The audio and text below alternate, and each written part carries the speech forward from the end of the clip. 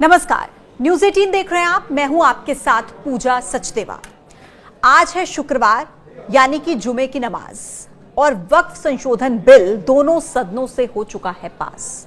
और वक्फ संशोधन बिल के पास होने के बाद आज पहली जुमे की नमाज है। अब वक्फ संशोधन बिल कानून बनने से बस एक कदम दूर है। राष्ट्रपति के हस्ताक्षर और उसके बाद यह बिल बन जाएगा कानून। लेकिन क्या ये इतना आसान लग रहा है या फिर अभी कुछ मुश्किलें बाकी हैं? दरअसल मुस्लिम संगठनों की तरफ से पहले ही चेतावनी दी गई थी कि अगर ये बिल पास हुआ तो आंदोलन होगा, सड़कों पर उतरेंगे, विरोध करेंगे। All India Muslim personal law board यानी कि AIMPLB ने इस बिल के खिलाफ प्रदर्शन की बात कही। इसके साथ ही देश के कई बड़े शहरों में वक्फ बिल के खिलाफ प्रदर्शन शुरू भी हो गए हैं। कई शहरों में मुसलमान जुमे की नमाज के बाद सड़कों पर उतरे। अहमदाबाद में मुस्लिम समुदाय के लोग बड़ी संख्या में सड़कों पर आ गए। हाथों में पोस्टर्स लेकर नारे लगाते हुए कहा कि इस बिल को वापस लिया जाए। पुलिस ने कई लोगों को हिरासत में भी लिया। तस्वीरें कोलकाता से भी कुछ ऐसी ही सामने आई। वहां पर भी इसी तरीके से बड़ी संख्या में मुस्लिम लोग जुमे की नमाज के बाद सड़कों पर आ गए और विरोध जताने लगे। जुमे की नमाज के बाद मुस्लिम समुदाय के लोगों की तरफ से क्या कहा गया, आप वो भी सुनिए। आदरणीय मोदी जी ने और अमित शाह जी ने मतलब ज़बरदस्ती 20 करोड़ मुसलमानों का दिल तोड़ के ये बिल पास किया है। उन्होंने संशोधन किया है। हमें ज़रूरत ही नहीं थी, जैसा हमारा काम चल रहा था बढ़िया चल रहा था। और सबसे बड़ी बात, वक्फ की संपत्ति हमारी है, मुसलमानों की है ना। उसके अंदर तुम्हारे को टांग अड़ाने की ज़रूरत क्या है? तुमको बस हमारे ही मुद्दे दिखते हैं उसके अंदर। काय के लिए तुम उसके अंदर बदलाव कर रहे हो? काय के लिए उसके अंदर बोल रहे हो कि 2 गैर मुस्लिम होंगे, वो करेंगे, उसकी देखभाल करेंगे, 2 महिलाएं होंगी।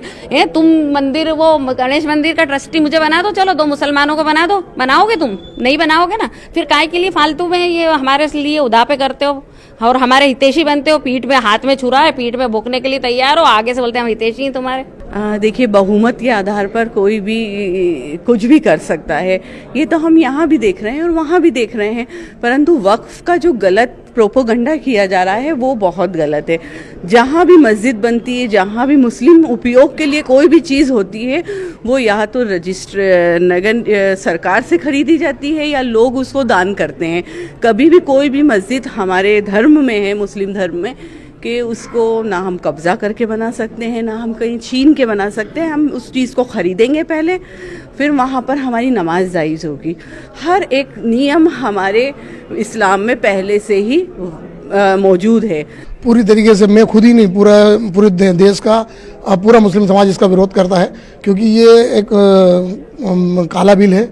इसका सभी लोगों, सारे विपक्षी नेताओं ने भी इसका विरोध किया है। ये मुसलमानों की संपत्ति पे डाका डालने वाला बिल है। हम विरोध करते हैं, इसका पुरजोर विरोध करते हैं।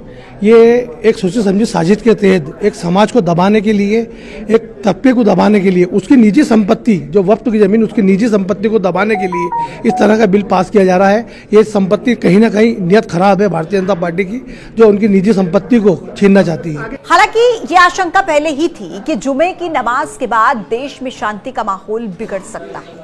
ये सब कुछ देखते हुए यूपी से दिल्ली तक पहले ही सुरक्षा कड़ी कर दी गई थी। कई शहरों में पुलिस का पहरा लगा था, खास तौर पर वो इलाके जो कि संवेदनशील हैं। उत्तर प्रदेश के कई शहरों में पुलिस ने फ्लैग मार्च निकाला। लखनऊ, अयोध्या, झांसी, मुरादाबाद, फिरोजाबाद, लखीमपुर, वाराणसी, चंदौली, हापुड़, कानपुर, संभल, ये वो शहर हैं जहां पर पुलिस पूरी तैयारी के साथ अलर्ट पर रही। रैपिड एक्शन फोर्स के जवान तैनात रहे। लखनऊ से लेकर दिल्ली तक पुलिस ने ऐसी तैयारी की कि परिंदा भी पर न मार सके। ड्रोन से नजर रखी गई और जिन जगहों पर तनाव की जरा सी भी गुंजाइश थी ना, वहां पर भारी इंतजाम किए गए। और नतीजा ये रहा कि कहीं पर भी हिंसा की कोई ऐसी खबर सामने नहीं आई। कुल मिलाकर बीजेपी बिल को लेकर आई और दोनों सदनों से पास भी हो गया। बीजेपी को अपने सहयोगी दलों का साथ भी मिल गया, लेकिन बीजेपी की सहयोगी party Janata Dal United JDU, इसके लिए मुश्किलें जरूर नजर आ रही हैं। नीतीश कुमार को लेकर पहले ही मुस्लिम संगठनों ने कह दिया था कि अगर सरकार का इस बिल में साथ दिया तो जवाब दिया जाएगा, अगर बीजेपी का साथ दिया तो। लेकिन अब तो उनकी खुद की पार्टी में ही विरोध के सुर उठने लगे और इस्तीफों की झड़ी लग गई। जेडीयू के मुस्लिम नेता एक एक करके पार्टी का साथ छोड़ रहे हैं। मोहम्मद कासिम अंसारी, नदीम अख्तर, नवाज मलिक, एम राजू नैयर, तबरेज सिद्दीकी, ये वो नाम है, ये वो नेता हैं जो अभी तक इस्तीफा दे चुके हैं और कयास ये है कि और भी मुस्लिम नेता इस्तीफा दे सकते हैं। इनका कहना है कि जिस मुस्लिम समाज ने बीते 19 सालों से पार्टी का समर्थन किया, उन्हीं के खिलाफ इस तरीके का निर्णय लिया गया। यह उनके साथ विश्वासघात है। अब देखिए, बिहार में तो चुनाव भी नजदीक हैं। ऐसे में क्या वाकई नीतीश कुमार की मुश्किलें बढ़ने वाली हैं? क्या नीतीश कुमार ने वक्फ बिल का समर्थन करके बिहार विधानसभा चुनाव में बड़ा जोखिम लिया है?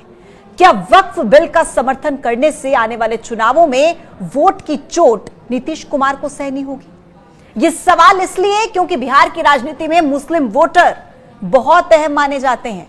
बिहार की 3 से 4 दर्जन सीटें मुस्लिम बहुल हैं, जहां पर मुस्लिम प्रत्याशी के आने के बाद खेल बिगड़ जाता है, खासकर सीमांचल और मिथिलांचल, जहां पर मुस्लिम वोटर की पहली पसंद मुस्लिम कैंडिडेट्स ही होते हैं, क्योंकि बिहार में 17 से 20% मुस्लिम मतदाता है।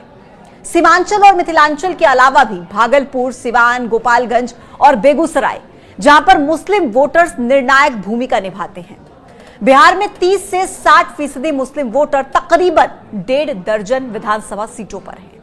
ऐसे में इस बार जेडीयू का वक्फ बिल का समर्थन करने से ये सारे वोट आरजेडी, जनसुराज और कांग्रेस में बढ़ सकते हैं। इस बात से इनकार नहीं किया जा सकता। आज के इस मुद्दे में मेरे साथ इतना ही। कल फिर होगी मुलाकात एक नए मुद्दे के साथ। तब तक के लिए आप देखते रहिए न्यूज़ 18। नमस्कार।